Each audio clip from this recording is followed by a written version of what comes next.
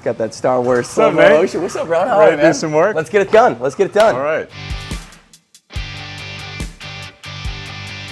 This is you.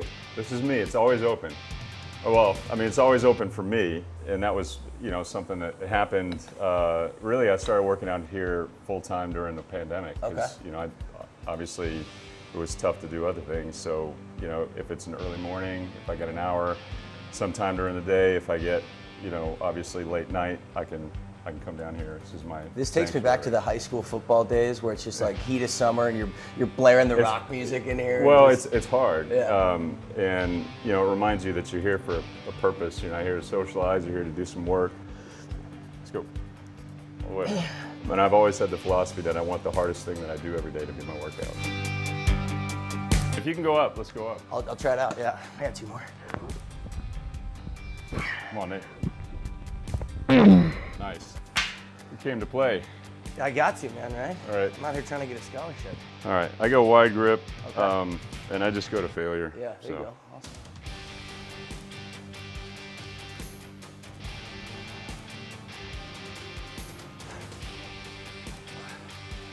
So when I first started doing pull-ups, the goal was to get 50 Okay.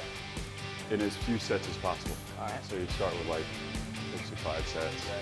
But I didn't get into like heavy athletics until college. But bodybuilding you into, yeah? Yeah, it started. All amateur. But Did you get into that before politics? Which came first? I started getting into bodybuilding just to get in shape. Okay. And then it became competitive. Amateur, like Okay. college level. Nice. So short-lived though, because it's more like pageantry. It wasn't very, Right. but it was really more just to compete against yourself. There's that picture during the pandemic, obviously, of you promoting immunization and Oh, yeah. everybody getting their COVID shots. They kind of went viral there. Where, Yeah. what was that reaction like seeing that? It's funny because we talked about that. Funny. It was just funny. Whatever worked. Doing your civic service. Yeah. However we're helping. However we're I helping can't help spread it, the man. I message. can't help it. Can't help it that But yeah, I mean, if we sometimes the pythons get out of the cage. My name is Ron Nirenberg, and I am running for Bexar County Judge.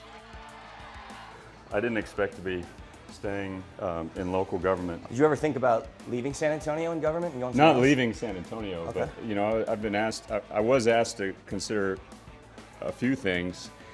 Like on But the state or level or like representation? Yeah, but my heart is here. The work is needed here, and frankly, I didn't expect to be working in politics at all. So, my dream job was to be the beat writer for the Red Sox. Really? Yeah. You still watch games? Oh yeah.